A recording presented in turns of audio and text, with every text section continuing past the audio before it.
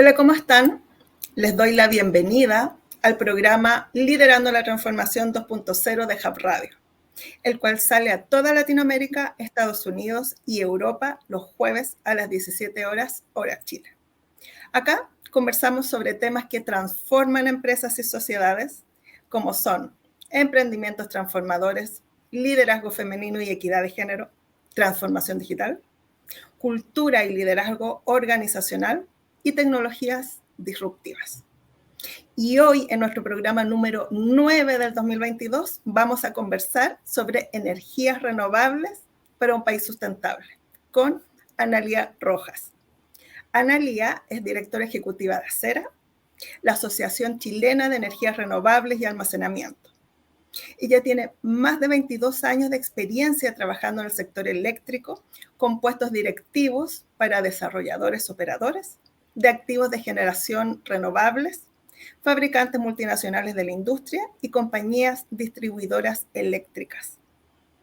Hasta su nombramiento en ACERA, fue la directora y socia fundadora de la consultora Enerconext, transformándose en un referente para la industria a través de la elaboración de propuestas regulatorias y de negocios enfocados a la reducción de emisiones y rol del sector eléctrico frente al cambio climático.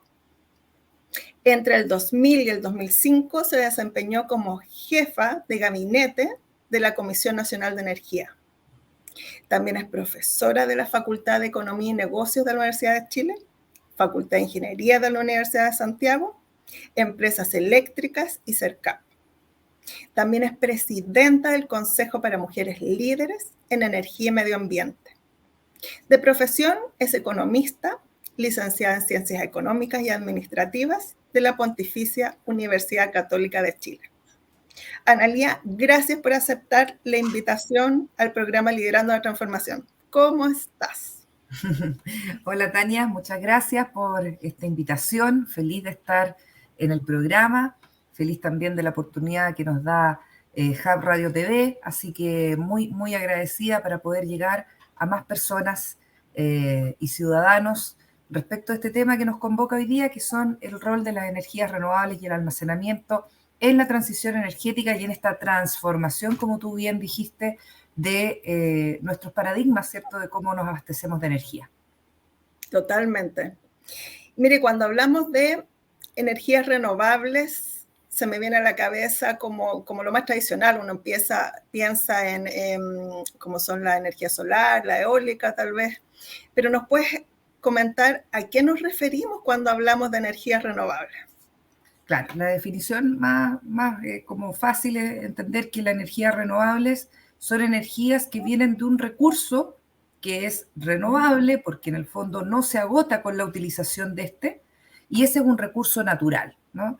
Entonces, la energía renovable viene de recursos naturales que por su uso, independiente de que se efectivamente utilicen para generar, en este caso, energía eléctrica, esa utilización no va en desmedro y no termina de agotar el recurso. Ahí tenemos entonces el viento, que da origen a la energía eólica, la radiación solar, ¿cierto?, que da origen a la energía solar, y luego hay otras energías que son menos como conocidas, pero también entran en la categoría de energías renovables no convencionales, como por ejemplo la energía hídrica o hidráulica, que la dan los ríos, ¿no?, y los pasos de agua, cuando estas también se destinan a una generación eléctrica.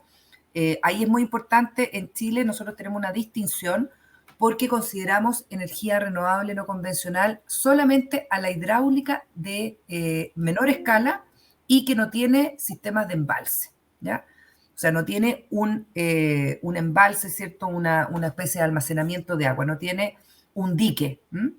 Y por lo tanto el agüita se toma del río, se turbina, se restituye al río y por eso es renovable, porque no nos quedamos con agua guardada en ese proceso de generación de energía eléctrica. Otras energías renovables que hay también, la geotermia, por ejemplo, que sale entonces de la utilización de los geysers, ¿cierto?, y los vapores que da la Tierra por precisamente el aporte que estas hacen, digamos, a también movimiento de turbina. Por ejemplo, también la biomasa también es una energía renovable, ¿cierto? Porque aprovecha el desecho que hay a propósito de desechos orgánicos o desechos de cualquier otra índole para generar calor y ese calor para generar movimiento en una turbina que va a generar electricidad finalmente. Y siguiendo un poco con las definiciones, ¿cuál es la diferencia o si hay alguna diferencia cuando hablamos de energías renovables, de energía sustentable o energía alternativa? Ya, buena la pregunta, Tania. Claro, porque nosotros usamos esas palabras como algo similar, que se pueden usar indistintamente para cuando hablamos precisamente de la transición energética, de cambiar la matriz fósil, ¿cierto? Y movernos hacia energías renovables, alternativas, sustentables. Las usamos como símiles. Pero hay algunas diferencias que yo creo que van a ser cada vez más importantes porque tiene que ver con los ciclos de vida de cada tipo de energía, ¿no? Cuando nosotros producimos, por ejemplo, energía eólica, solar o en base a cualquiera de las energías renovables que mencionábamos anteriormente, también tenemos que ocuparnos del ciclo de la producción de la energía desde el momento en que se origina el equipo con el cual se va a producir esa energía. Cuando, por ejemplo, produzco un aerogenerador, cuando produzco un panel solar, o cuando produzco cualquier equipo que esté utilizándose para producir esta energía renovable. Entonces, cuando tenemos procesos sustentables de producción de toda la cadena de valor, podemos hablar entonces de energía sustentable porque incluye entonces esa concepción de la cadena de valor que hay en la industria que se encarga de producir y de fabricar esos equipos. No hay ninguna hoy día, lamentablemente, ninguna actividad humana que no tenga impactos o consecuencias en el medio ambiente, ¿no? Al final, los paneles solares, los aerogeneradores, todos se hacen en base a, por ejemplo, minerales, ¿no? Al hierro, al cemento, al elemento que produce, ¿cierto? Que se fabrican los paneles solares, ¿no? El mineral policristalino, el monocristalino, etcétera, el silicio. Pero todas esas actividades, en la medida que sean más sustentables en cuanto a su proceso inicial, ¿cierto? Van a ser entonces parte de una cadena que va a tratar de medir la sustentabilidad de las energías que vamos a usar en nuestro día a día.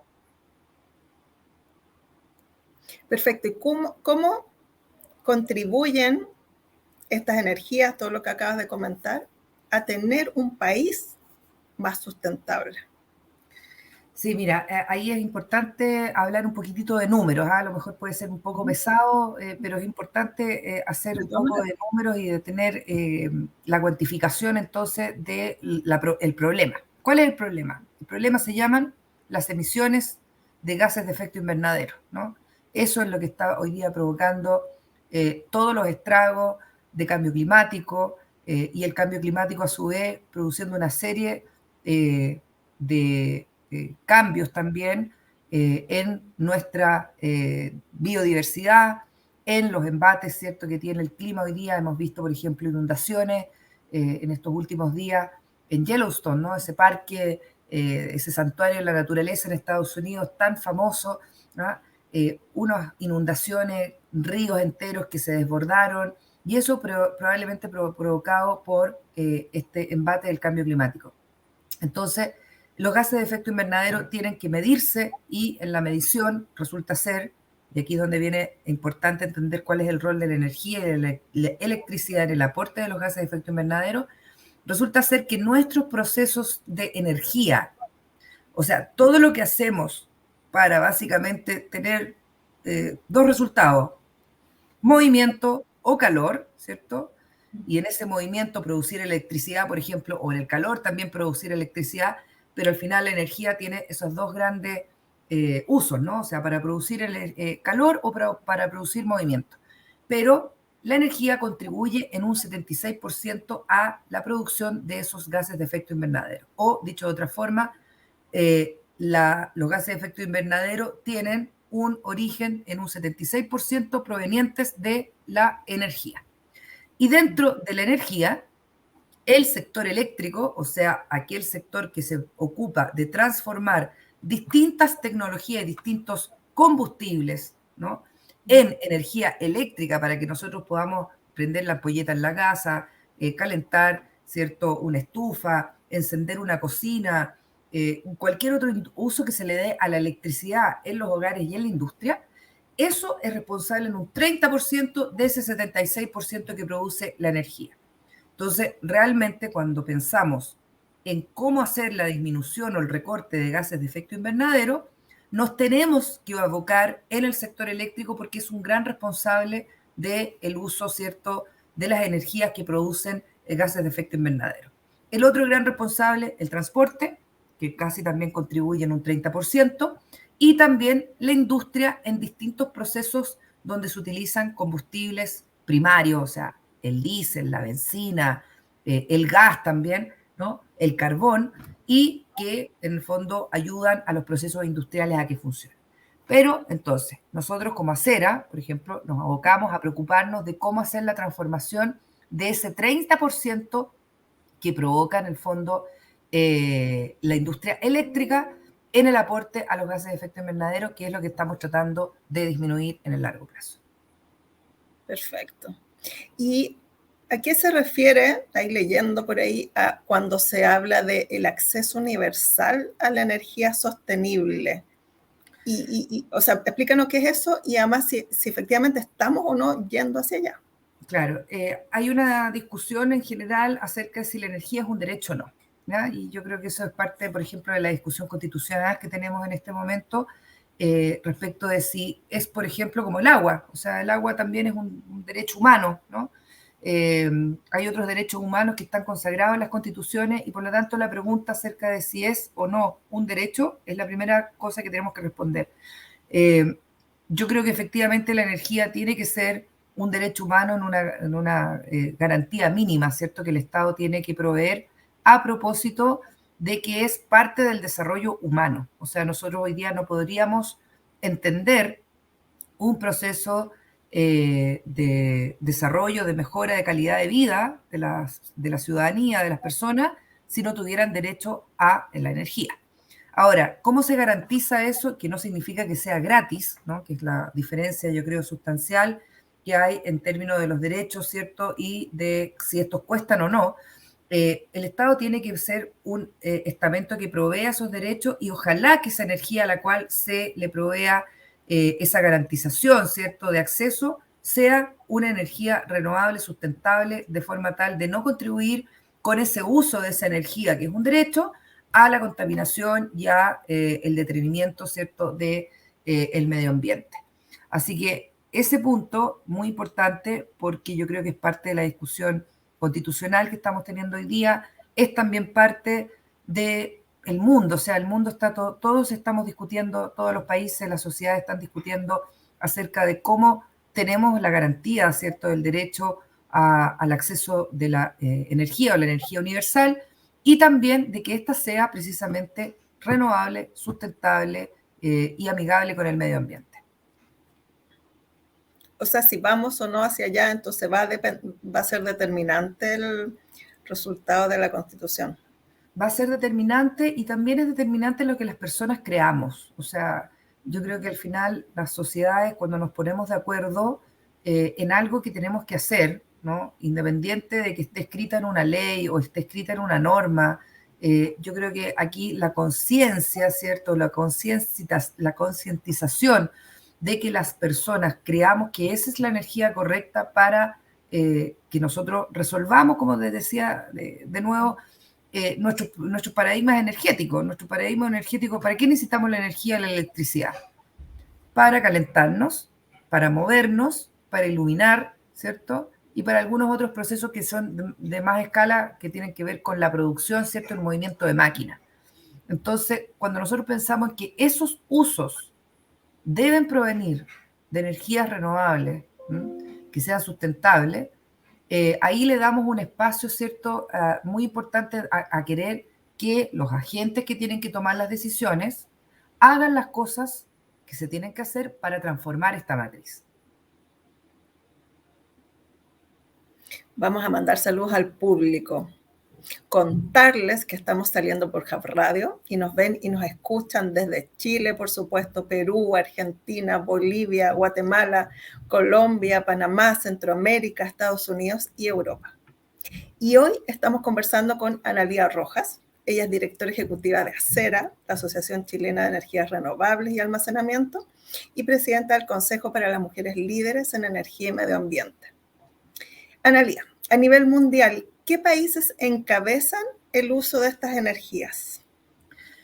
Mira, muy buena la pregunta porque uno puede hacer un poco así de ranking, ¿no? De entender qué países son los que lideran, pero también por qué los lideran, ¿ya? Y aquí es importante entender cómo están algunos países, pero por qué están entonces liderando el tema de las capacidades, ¿cierto?, de energía renovables que están hoy día en el sistema. Por ejemplo, China tiene hoy día la mayor capacidad de energías renovables instalada en el país, ¿no? En su territorio.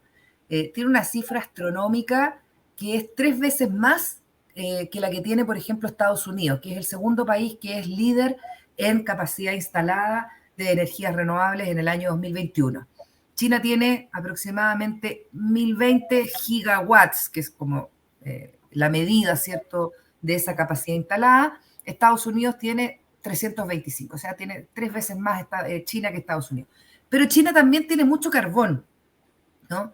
Y por lo tanto, su proceso de transformación para todas las necesidades energéticas que tiene este país, que es claramente líder hoy día en tecnología, en comercio, ¿no?, en producción de bienes y servicios, ellos evidentemente tienen que ser muy ambiciosos y acelerar mucho la instalación de renovables para sustituir esa gran cantidad de carbón que utilizan en el fondo para sus procesos de alimentación o de suministro energético. También Brasil, por ejemplo, que es el primer país de América Latina que sale en este ranking, fíjate que Brasil lidera con un tercer lugar, con así 160 gigawatts de capacidad instalada renovable, este ranking. Después viene India, que también un país muy populoso y evidentemente con muchas necesidades energéticas también a propósito de sus desarrollos industriales, el software, por ejemplo, la computación, ¿no?, la informática, que es tradicional, ¿cierto?, un producto de la India, hoy día tiene 147 gigawatts de capacidad instalada. Después aparecen algunos países individuales como Alemania, Japón, Canadá, Francia, etcétera, etcétera.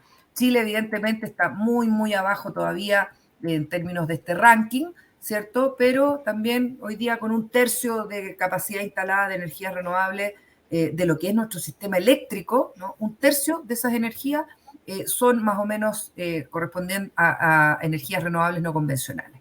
Así que ahí también liderando un proceso dentro de América Latina, somos un país que va bastante avanzado en el proceso de transformación y de transición energética, sobre todo del retiro del carbón y de la introducción de más renovables. Y por eso entonces se dice que Chile es el mejor país de América para invertir en energías renovables. ¿Nos puedes contar más de eso? Sí, yo creo que hay una conjunción de factores en Chile que hace más atractivo en el fondo el tema de la inversión en energías renovables y almacenamiento. Primero, porque evidentemente tenemos recursos naturales como la radiación solar en el desierto de Atacama y como también el recurso eólico, ¿no?, que se da en todo el territorio nacional, pero más concentrada y evidentemente en el sur, ¿cierto? Imagínate en la Patagonia, ¿no? La cantidad, ¿cierto?, de recursos eólicos que hay. Sin embargo, hay sistemas, ¿cierto?, eléctricos que son muy pequeños porque las ciudades también son pequeñas y son poco pobladas, ¿no?, en términos relativos. Pero primero, entonces, hay un gran recurso eólico solar y de otros recursos naturales también que son aprovechables para la generación eléctrica en base a energías renovables. Lo segundo, las condiciones, obviamente, del país en términos de sus señales para el inversionista, una orientación, ¿cierto?, hacia la inversión extranjera y a la economía de mercado, que evidentemente hace también, da señales, ¿cierto?, de certidumbre para los inversionistas, para que estos vengan y inviertan en proyectos de energía renovable. Así que esas son condiciones que hacen que Chile lidere efectivamente en la región los indicadores o los rankings de atractivos, ¿cierto?, para inversiones en energías renovables. Hay otros países, y yo creo que no hay ninguno que realmente no esté pensando en hacer cambios de su matriz eléctrica y moverse a las energías renovables, pero claro, cada país tiene una realidad distinta, marcos regulatorios distintos, tratamiento de inversiones, etcétera, y obviamente la presencia de los recursos renovables que no se da en todos los países de igual forma como se dan en Chile. Y más allá de que están las condiciones y que son atractivas, ¿está llegando inversión? Está llegando mucha inversión extranjera y mucha inversión también nacional. Hoy día realmente el motor de recuperación de la economía en Chile, junto con la minería, ¿no?, es esencialmente el sector de energías renovables y almacenamiento.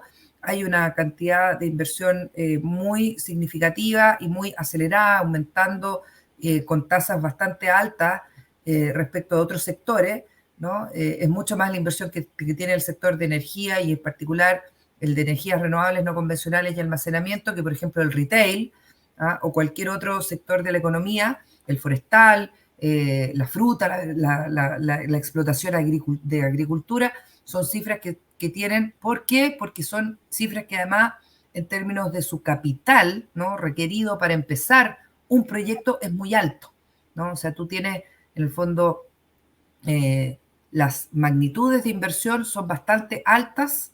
Cada vez que se inicia un proyecto hay equipos, hay fabricantes, ¿no?, que venden los paneles, los aerogeneradores, las líneas de transmisión, etcétera, y eso es un monto muy significativo, muy alto. Entonces por eso contribuye tanto al desarrollo económico de los países en general y en Chile particularmente a propósito de este este liderazgo que tiene las energías renovables, ¿cierto?, como un motor de la economía para la recuperación verde, ¿eh? Porque además, déjame decirte, Tania, que acuérdate que en el año 2020 todas las economías de la región y particularmente la de Chile tuvo una baja en su actividad a propósito del encierro, de las cuarentenas relativas al COVID, y entonces la gran pregunta era cómo salíamos el año 2021 de esta especie de paralización de actividades. Y ahí entonces, el año 2021, vino una ola fuerte nuevamente de inversión en energías renovables que indudablemente ha contribuido a esa recuperación en esas áreas que nosotros queremos potenciar, que son las áreas de innovación, de energías renovables y de sustentabilidad que requieren los países. Analía, ¿y de qué se trata la política energética nacional? ¿Nos puedes contar?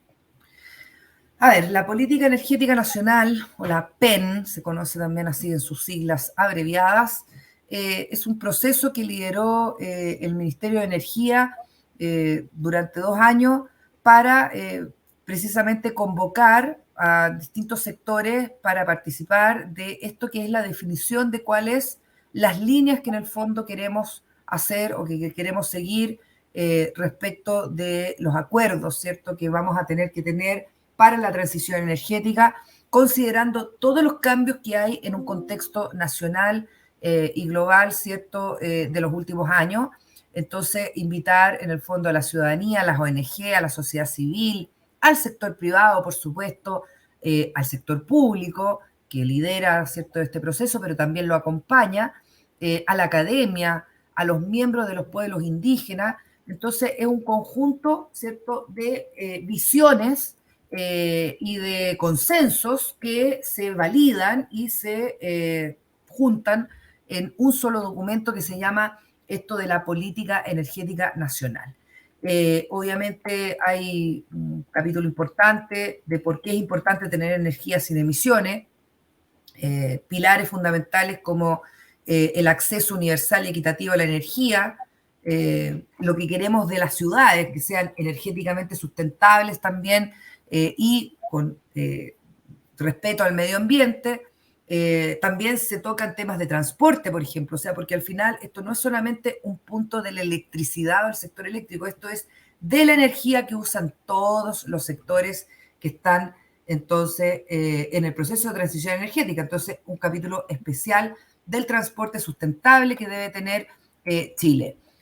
También un pilar fundamental que es la educación, ¿no? La educación ciudadana en energía y en energía sustentable para hacer precisamente desde muy pequeños la concientización y el entendimiento del aporte de la energía sustentable al proceso, ¿cierto?, de descarbonización o de fosilización de la matriz energética, que es cómo combatimos las emisiones o reducimos las emisiones que hoy día afectan, ¿no?, y que están derivando en esta crisis climática. Yo ya no hablaría más de cambio climático, sino que hablaría de crisis climática, que es la que nos afecta. Así que tiene una serie de capítulos.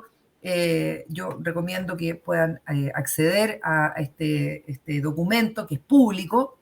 Está en el sitio web energia.gov.cl como política energética. Ustedes en Google también lo buscan como política energética nacional y les va a salir inmediatamente el link al Ministerio de Energía, donde está este documento que es, como les decía, un compendio muy abarcativo de todas estas opiniones y todos estos consensos que hay sobre cómo vamos a hacer la transición energética.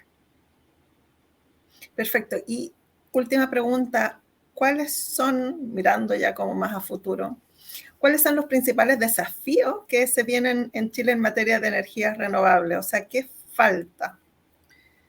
Es difícil tu pregunta, Tania, porque la gente que está muy especializada, ¿cierto?, tiende a responder en forma muy técnica, ¿no? Pero yo creo que al final el desafío, porque hay desafíos como en lo normativo, en lo operacional, en las tecnologías que estamos privilegiando, ¿cierto?, en la matriz eléctrica, si es más almacenamiento, por ejemplo, que es clave.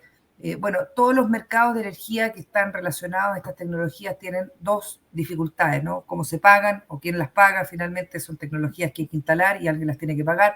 Se van a reflejar en nuestras cuentas, finalmente, ¿ya?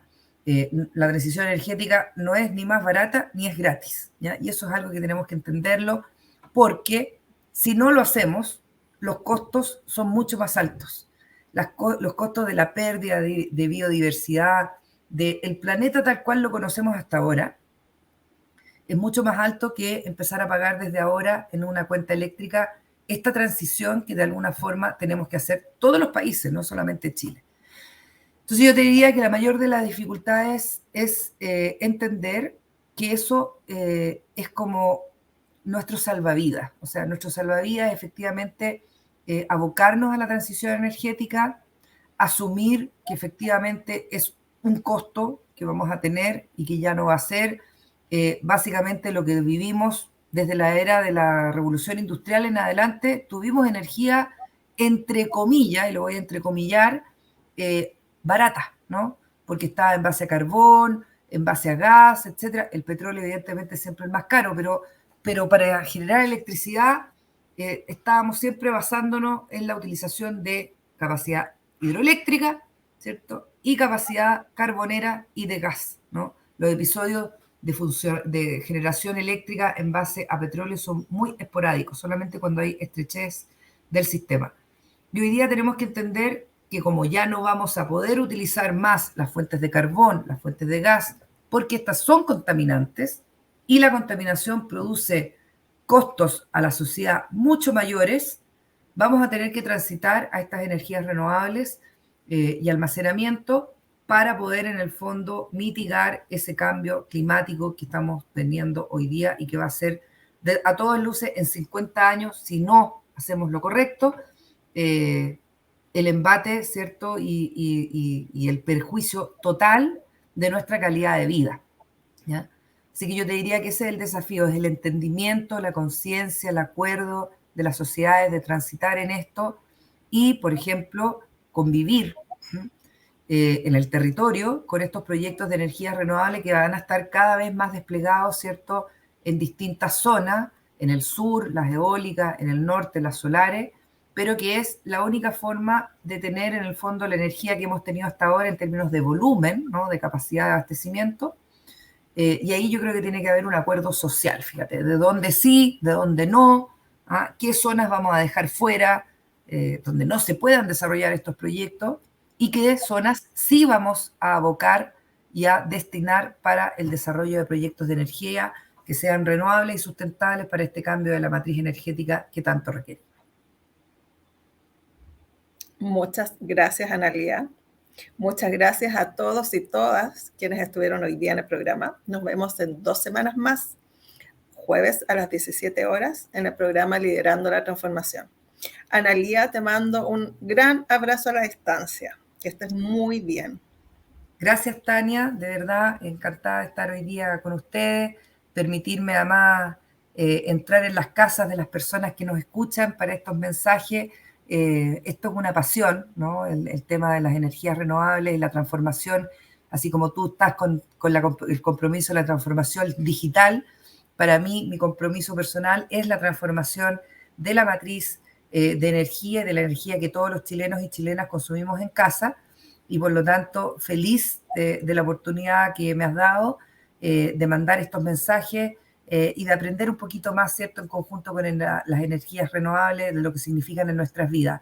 Mucha información hay en nuestra página web www.acera.cl, Acera con C, la Asociación Chilena de Energías Renovables y Almacenamiento, para que las personas también puedan aprender y consultar ahí cualquier cosa, cualquier duda que tengan sobre el interesante mundo de las renovables y el almacenamiento. Así que, Tania, muchas gracias de nuevo por permitirme estar aquí hoy día.